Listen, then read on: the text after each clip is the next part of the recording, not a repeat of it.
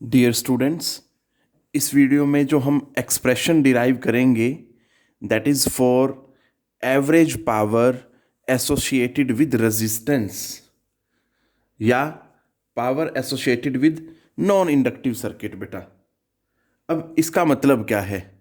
देखो, हमने ये पढ़ा है कि एसी सर्किट में आर मतलब रेजिस्टेंस भी हो सकता है, इंडक्टेंस भी हो सकता है, कैपेसिटेंस भी हो सकता है, या तीनों हो सकते हैं, या कोई दो हो सकते हैं बेटा कंपोनेंट्स। अब यहाँ पे हमें क्या करना है? एसी सर्किट है हमारे पास जिसमें सिर्फ रेजिस्टेंस है बेटा जी। उस कंडीशन में जो एवरेज पावर होगी उसका एक्सप्रेशन क्या आएगा वो हमें देखना है। दूसरा ये ध्यान देना है कि ये एसी सर्किट है बेटा जिसमें हर इंस्टेंट पे ईएमएफ और करंट चेंज होता है बेटा। सो पावर जो बेसिक फॉर्मूला हम V इंटू आई पढ़ते हैं ये डीसी के लिए होता है। एसी में यही फॉर्मूला क्या हो जाएगा? E into I. E for alternating EMF, this is for alternating current. अब हम जो वैल्यू लेंगे पावर के लिए, ये जो वैल्यू होगी ईएमएफ की that will be instantaneous value. Clear है? और ये होगी इंस्टेंटेनियस करंट की वैल्यू बेटा। क्यों ऐसा ले रहे हैं?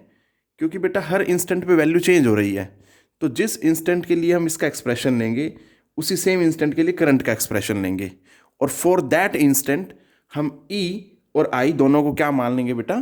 कांस्टेंट मान लेंगे। ठीक है बेटा? अदरवाइज वो क्या कर रही है? वेरी कर रही है बेटा वैल्यू। एसी है ना बेटा, तो अल्टरनेटिंग जो करंट होता है वो हर इंस्टेंट पे उसका मैग्नीट्यूड जो है चेंज होता है बेटा। ऐसे ही करंट का और ऐसे ही अल्टरनेटिंग ईएमएफ का। That's why we are considering it constant for that instant of time. अब बेटा स्टार्ट करते हैं फॉलोइंग दिस फॉर्मूला। ठीक है बेटा? तो ये देखते हैं।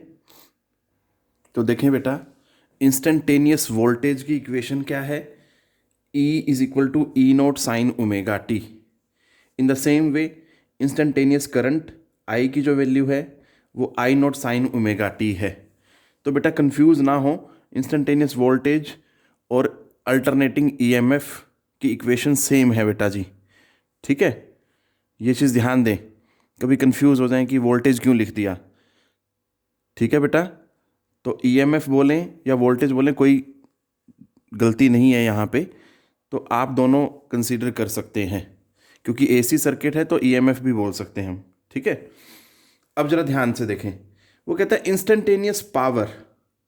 अगर इंस्टेंटेनियस वोल्टेज ये है, इंस्टेंटेनियस करंट ये है, तो पावर क्या होता है? Power is equal to E into I होता है।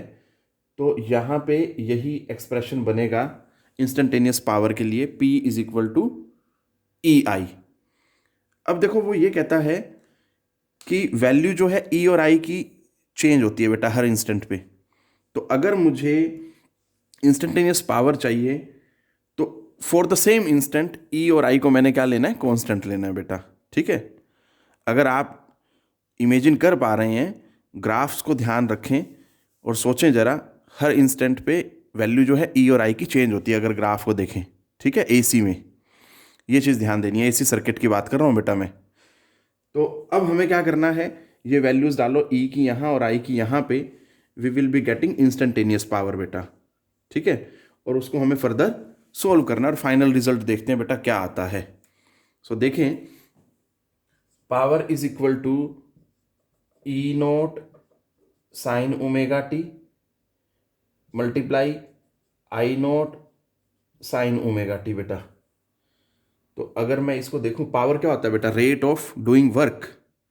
क्लियर है? तो D W by D T power की जगह लिख दिया, और ये हो गया E naught I naught sine square omega T. ठीक है? अब इस इंस्टेंट डी टी के लिए हमने क्या किया बेटा? कांस्टेंट मान लिया बेटा। क्लियर है? पावर को क्या मान लिया? कांस्टेंट। और अगर पावर कांस्टेंट होगी तो ये जो वर्क भी क्या होगा बेटा? स्मॉल ही तो होगा, क्योंकि इंस्टेंट क्या है? स्मॉल है ना बेटा। क्लियर है? पावर क्या है? Rate of doing work. अगर आप जो रेट है, जिस रेट से काम कर रहे हैं वो स्मॉल मान लेंगे तो वर्क भी क्या होगा? स्मॉल होगा बेटा। ये चीज़ ध्यान देनी है। ठीक है? वैसे तो power is equal to W by T होता है, तो यहाँ पे मैंने क्या लिखा? D W by D T. अब डी टी चला जाएगा उधर, और फिर इसको हम इंटीग्रेट करेंगे पहले मैं dt को उधर ले जाता हूँ, फिर हम इसको सॉल्व करते हैं बेटा। देखो जरा, dw is equal to E naught I naught sine square omega t, और साथ में क्या आ जाएगा बेटा, dt। अब देखें जरा, इसको मुझे क्या करना है, दोनों तरफ इंटीग्रेट करना है, so that I can get the total amount of work done. ठीक है, फिर वहां से मैं क्या करूंगा, वापस पावर के लिए एक्सप्रेशन निकाल लूंगा by dividing it with T. तो देखें आगे कैसे होगा। तो बेटा जी, ये स्मॉल अमाउंट ऑफ वर्क की इक्वेशन आई थी। अगर मुझे टोटल वर्क डन निकालना है ओवर द कंप्लीट साइकिल, तो मैं इसको इंटीग्रेट करूंगा 0 टू टी बेटा जी। ठीक है, ये चीज़ ध्यान देनी है आपने, 0 टू टी इसको इंटीग्रेट करेंगे। और ये भी ध्यान देना है कि ये साइन स्क्वेयर आ रहा है बेटा। ठीक है, हम डायरेक्ट स्क्वेयर की इंटीग्रेशन नहीं कर सकते, हमें इसको पहले लीनियर पावर में कन्वर्ट करना होगा। तो मैं क्या करता हूँ, ई नोट आई नोट जो है ये मैक्सिमम वैल्यू ऑफ ईएमएफ है और ये मैक्सिमम वैल्यू ऑफ करंट है, इनको बाहर ले लेते हैं। और क्या आ जाएगा बेटा जी, D omega D W sorry is equal to E naught I naught 0 to T sine square omega T D T. अब इसको सोल्व करते हैं बेटा जी।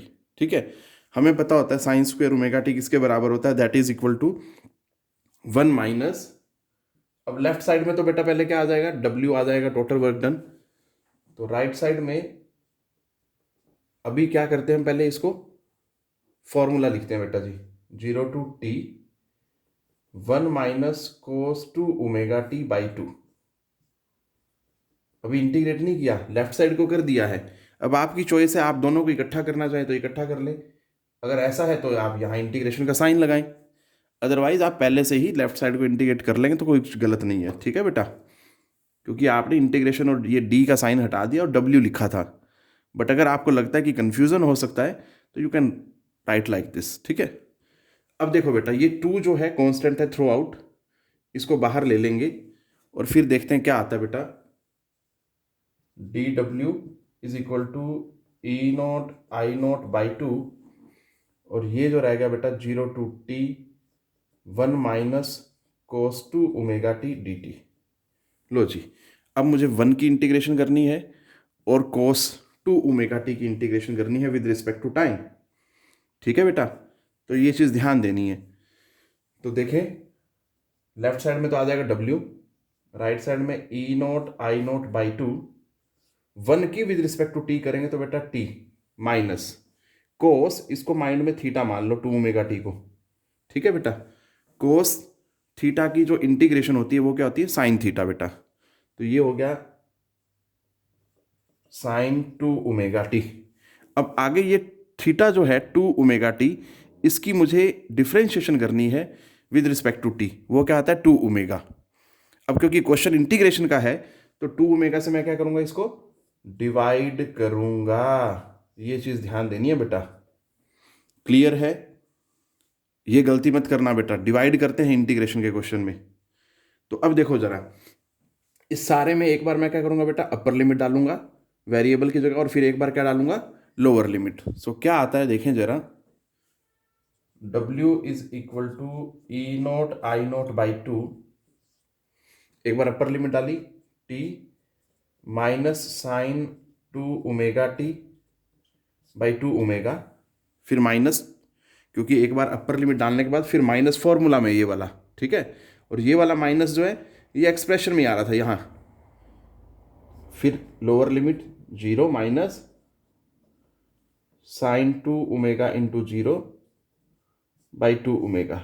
लो जी, क्लियर है। अब देखें जरा, ये 2 ओमेगा इंटू 0 साइन 0, साइन 0 क्या होता है 0, 0 बाई समथिंग 0, ये भी 0, तो ये तो खत्म हो गया बेटा सारा ही। अब यहाँ पे देखें ओमेगा टी आ रहा है, और ओमेगा टी किसके बराबर होता है, दैट इज इक्वल टू 2 पाई के इक्वल होता है बेटा। सो W इज इक्वल टू क्या आया, that is E naught I naught by 2 T minus, यहाँ पे ये 2 एज इट इज, और ओमेगा टी 2 पाई के बराबर होता है, तो 2 into 2 pi that is 4 pi 2 omega. इतना आ गया बेटा जी। अब मुझे ये देखना है कि साइन 4 पाई की वैल्यू क्या होती है। तो बहुत आसान है, अगर आप ध्यान से याद कर पाएँ साइन का ग्राफ कैसा होता है बेटा, तो मैं यहाँ बनाता हूँ छोटा सा। ये देखिए, ये 0 डिग्री पे वैल्यू है साइन की, ये 180 पे, ये 360 पे, इस तरह से फिर ये 540 पे, और फिर ये 720 पे बेटा। ठीक है, ये इस तरह से चलता है। मुझे क्या चाहिए, 4 पाई। 4 पाई मतलब 720। ठीक है बेटा, तो 720 पे वैल्यू क्या आ रही है, दैट इज 0। तो ये साइन 4 पाई क्या हो जाएगा, 0। तो 0/समथिंग 0। सो W क्या बन जाएगा, W is equal to E0 I0 into T/2। Clear है। अब आगे देखते हैं बेटा कैसे करना है।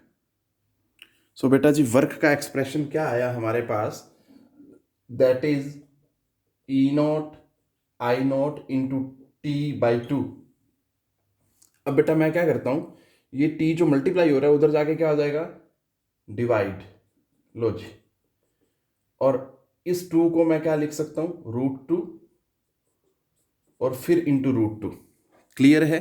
जान के मैंने स्प्लिट किया, क्योंकि मुझे पता होता है कि E0/√2 क्या होता है बेटा, that is virtual value of alternating EMF। In the same way I0/√2 क्या होता है, virtual value of alternating current बेटा। और ये क्या आ जाएगा बेटा हमारे पास, पावर। क्लियर है। So this is the expression for average power associated with resistance. ठीक है बेटा, या average power associated with non inductive circuit. ये चीज़ ध्यान देनी है बेटा। So that's it which I wanted to discuss in this video बेटा। टेक केयर, पढ़ते रहें,